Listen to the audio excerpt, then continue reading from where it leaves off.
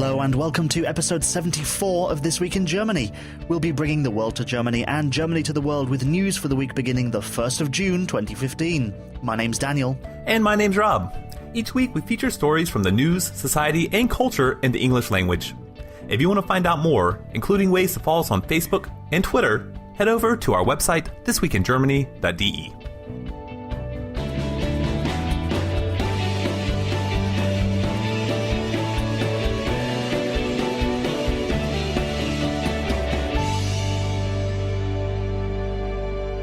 And it's time for our first episode of June of this year. Yes, the summer is here, and the year is going pretty quickly so far. And it is a year in which Angela Merkel has been voted as the most powerful woman in the world by Forbes magazine, I think it was, for the 9th year in a row.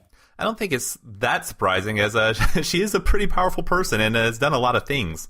Like right now, she is in debates or in talking with David Cameron from Britain, the Prime Minister, about whether they're going to stay in the EU or not, which is a big thing because Britain is like one of the biggest economies next to Germany in the whole EU.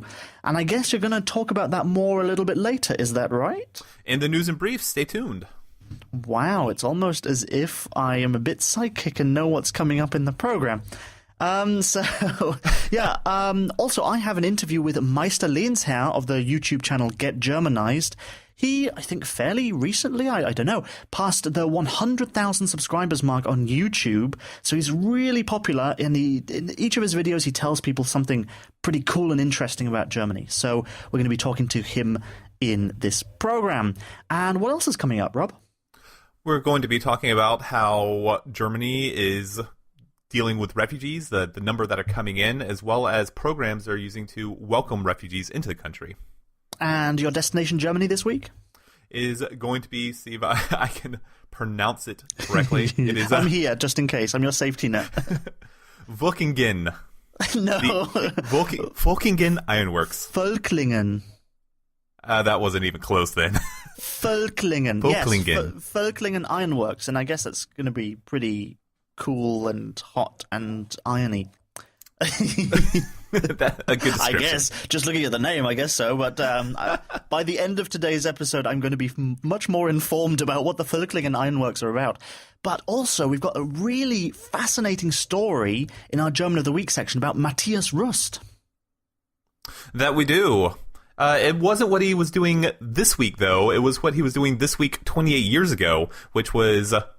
you'll just have to stay tuned to learn what he was actually doing. But it is an absolutely amazing story of how one man changed global politics. One man, one little man. He was in his 20s, I think, when this happened. So he was 19 or 20. 19. Wow, yeah. There you go. So stick around for that. That's all coming up on this episode of This Week in Germany. But first, Dominik Hannekum is perhaps better known on YouTube as Meister Lehnsherr, the creator of Get Germanized. His channel features the most interesting and curious aspects of German life. Whether it's the best slang words in the German language, an overview of the top 10 castles, how to rent a flat, or all kinds of videos confronting the myths and stereotypes about Germany, Get Germanized is a great way for curious people to get their first taste of the country. And with over 100,000 subscribers, he must be doing something right. To find out the secret of his success, I spoke to Dominik via Skype earlier this week. Could you introduce yourself, like name, job title, however you'd put it? YouTuber. I'm Dominik. You don't do your voiceover voice. Exactly. That just starts automatically when I speak. Hello, ladies and gentlemen. Hello, ladies and gentlemen. Oh, yeah. My name's Dominik Hannekum, and I'm the creator of Get Germanized. Are you sick of boring German textbooks, videos, and school lessons? I just can't take it anymore! Wait! There is another solution. Try learning German with me instead. All on board. What should I do? Ich weiß. So, Dominik, why did you create Get Germanized?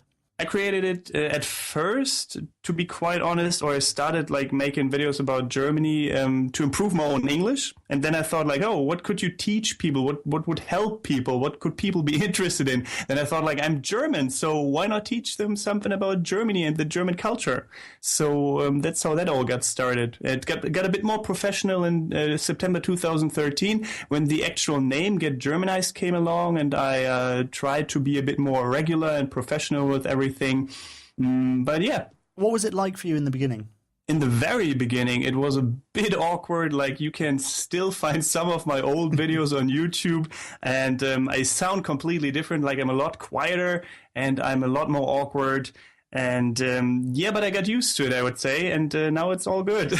Hey there, today I want to talk about why German is such a scary language. For example, if you say something like meat in English, it is not really scary, is it? But if you say the same in German, Fleisch, pretty damn scary, huh? Or such a cute word like flower, Blume. I don't think I want to see a flower ever again. Or even things like I love you sound really, really frightening in German. Ich liebe dich. I think that relationship is over.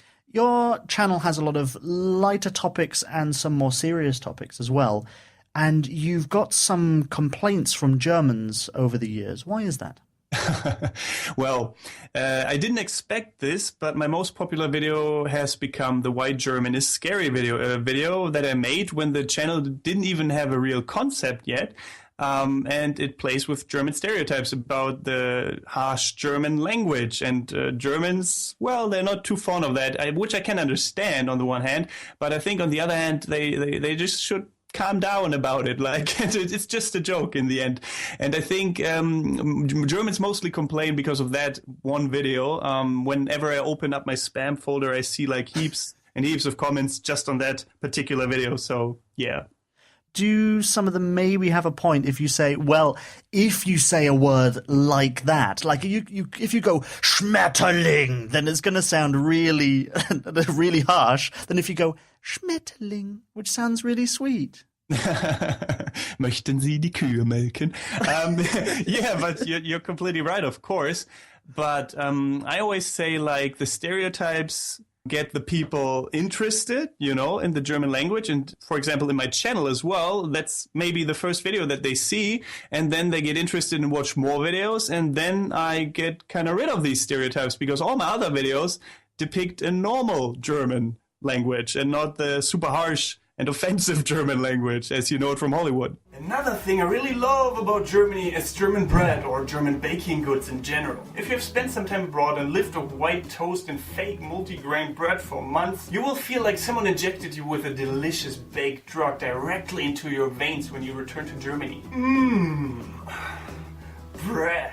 What do you think people most like and dislike about Germany? I guess you get a feeling of the mood from the reactions to your videos.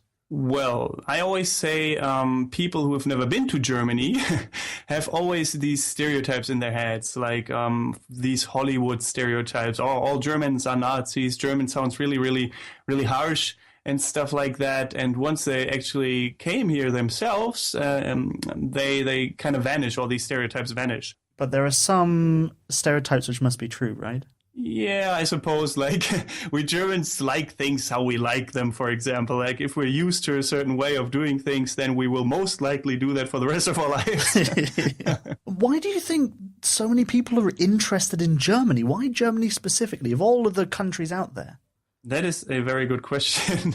But maybe because, I mean, Germany is always a topic, even nowadays in movies, like in Glorious Bastards by Quentin Tarantino, was about Germany. I mean, it was once again about the World War II history, but still... Yeah, well, we know that the best... no, sorry, not the best, but the best-selling films from Germany are always about Nazis for some reason.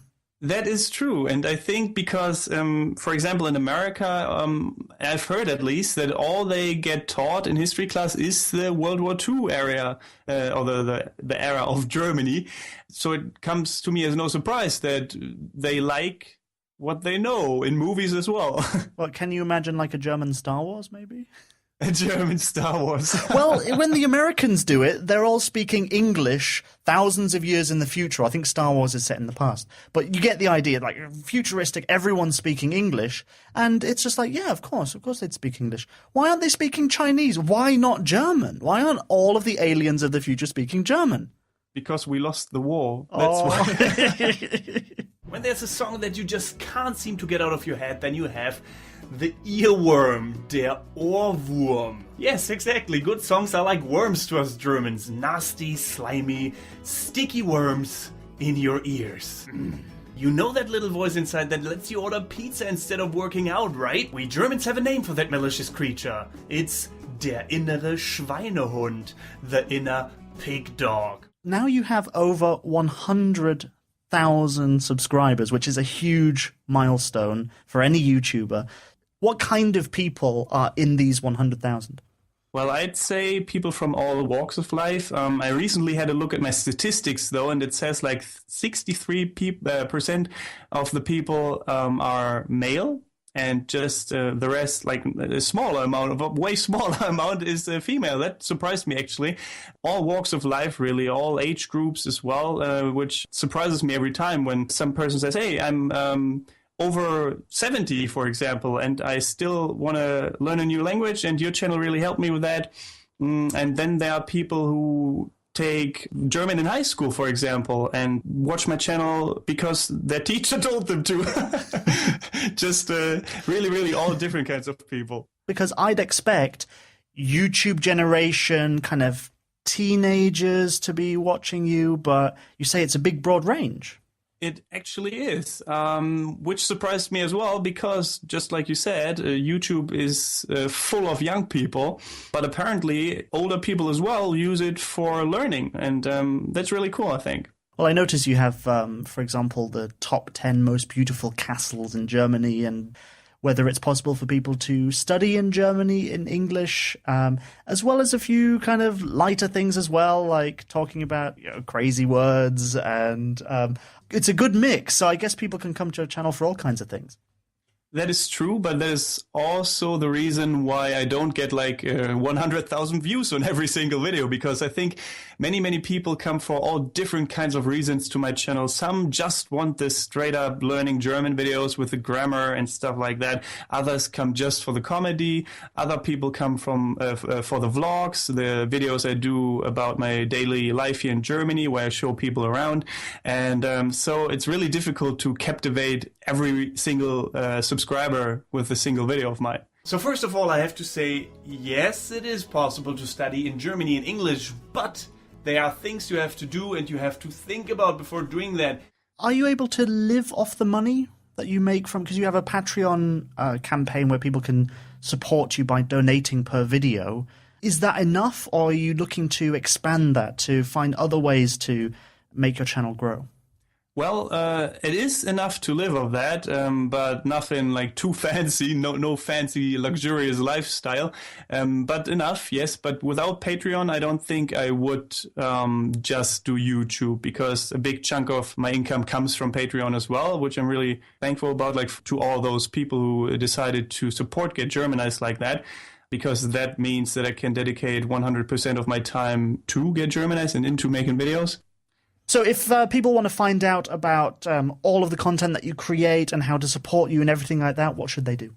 They should probably just head over to my channel Get Germanized on the main page, and in the channel about section they can find all the links to Patreon, to my homepage, to which is, by the way, getgermanized.com, if you want to check that out. And they can also just have a look at pretty much any of my video descriptions, because all the information is in there as well. Dominik Hannekum, also known as Meister Lehnsherr, creator of Get Germanized. Thank you very much for joining me here on This Week in Germany. No worries, my pleasure.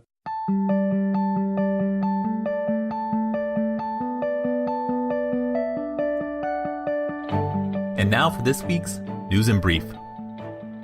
This past Friday, the Prime Minister of Great Britain, David Cameron, met with Germany's Chancellor, Angela Merkel, who this week won World's Most Powerful Woman by Forbes magazine. One of the most important topics the two discuss was the reform of some of the laws concerning EU member nations. Tensions have been high as Cameron and the rest of Great Britain discuss if they want to stay in the EU or pull out. A referendum vote has been promised to their country to decide if they want to exit the European Union. The talks seem to have gone well, as Cameron expressed a positive note that the UK should stay in a united, reformed European Union. Angela Merkel addressed the idea of the EU reform and said that the treaty could be changed and it wasn't impossible. And where there's a will, there's a way. Both countries described how they were similar in beliefs, and maybe more so than other countries, which could be problematic. In order to make amendments to the treaty, all member states must agree to changes, something that would be quite a feat before the promised UK referendum vote in 2017. Towards the end of the talk, reporters asked both of them about the current FIFA scandal going on right now. Cameron's position was that the football president should immediately step down. Merkel then added that the next president of the Games should prioritize the fight against corruption. On the topic of the FIFA scandal, many high-profile names in Germany have spoken out on the issue. The head of the German Football League, Reinhard Rabel, was very adamant that it would not be right if FIFA returned to business as usual at the upcoming conference. He also alluded that the FIFA president, Sepp Blatter, should resign, no matter what the outcome. The boss of the German Football Association, Wolfgang Niersbach, was also shocked and said what was happening was harmful to football as a whole. Even politicians like Frank-Walter Steinmeier addressed what was happening in the sports world. Steinmeier believes that if football continues to be poisonous, the government agencies will need to step in and take control. Good news for young refugees who are arriving in Germany that aren't accompanied by their parents or guardian. A new government program has been set up and created to support these youths. One of the supporters of this program is Germany's federal family minister, Manuela Schwesig. She helped launch this program last week in the city of Berlin. The program has started receiving adolescent refugees with no one to care for them. As of now, there are over 30,000 minors and young adult refugees who are trying to make Germany their new home. The goal of this is so that young people feel like they belong in Germany and have the access to resources to integrate into the culture and find friends. The German Foundation for Children and Adolescents is a partner in the project, and they already have 12 million euros of funding. The plan is that new offices will soon be opening up in other cities like Hamburg, Cologne, Frankfurt, Magdeburg, and Munich. This program comes at a good time as news that Germany will be accepting the most refugees out of the Eurozone countries has recently been published. This was expected, as the EU treaty deciding the number of refugees that a country must take is based on population size, economic strength, and level of employment. A major court case took place this week in Cologne as 2 people from Yemen died in a 2012 drone attack carried out by the United States. The reason that this is a case for Germany is because the United States military that were steering the drones that made the attack in Yemen were based in Germany. The 3 from Yemen that brought the case to Germany were asking for the U.S. base located in Ramstein to be shut down. They claimed that without Germany and their allowance of the U.S. military base, the deaths could have been avoided. The charges were based on Germany's constitution and international law that the German government must protect life. Because the attacks originated from German territory, it should be held responsible. The court in Cologne had a ruling on the case this past Wednesday. They ruled that the German government is not obliged to prevent the United States from using their air base in Ramstein for executing drone strikes in Yemen.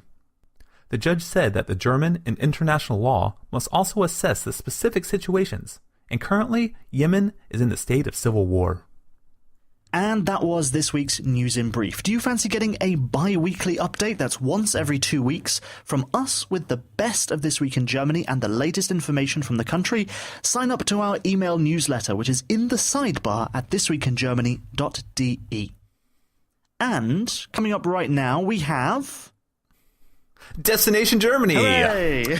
With me, your host, Rob, and Daniel. Hello. As always, Hello. since we're the hosts every week. Hello, host Rob. So, what's Destination Germany all about? Well, Destination Germany, to me, is being able to discover new places in Germany that I think are really interesting and that I really hope that you think are interesting as well. So you can learn about a new place in Germany and you might even find that you want to go and visit it. Yeah, whether you live in Germany already or whether you're thinking of coming here on holiday, you can find out some pretty cool places to go to. And if you want to see more, then all you have to do is...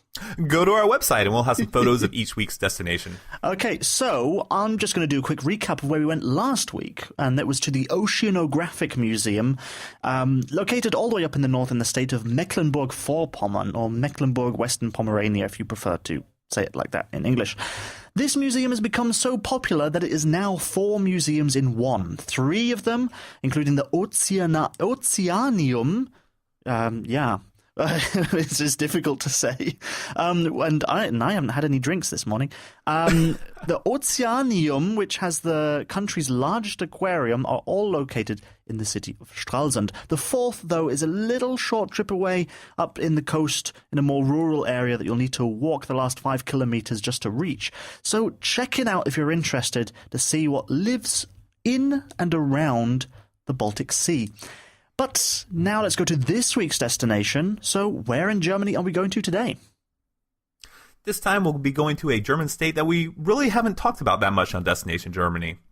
It's going to be in the south and the west, as far as you can go, right on the French border, and that is the state of Saarland. And while it's pretty small in size, they have some pretty cool stuff to see and do. Our destination this week is Saarland's Völklingen Ironworks. Völklingen. Is that, that's a place, right, rather than a person, Völklingen? Völklingen is actually the name of a town where the ironworks are, and more accurately said, were. So they aren't there anymore? Well, if it's not there, how can it be our destination, Rob? I thought we talked about this. Well... no more invisible destinations. It is still technically there. So it hasn't been in production since 1986. It did work, though, for over 100 years before they decommissioned it. So they must have had a good run then. It did get off to a bit of a shaky start. After it was built in 1873, it was only in production for 6 years when the tariffs for pig iron that were introduced for smelting made it no longer profitable. But it was soon bought by another who added a blast furnace. What's pig iron? Is that iron made by pigs? No, what pig iron is basically there is super hard iron ore, and it goes through this blast furnace, which uses a chemical reaction that will turn the super hard iron ore into this more brittle iron, and they make ingots of it, and so that way they can then remelt the pig iron into something that is more workable than the original hard iron ore.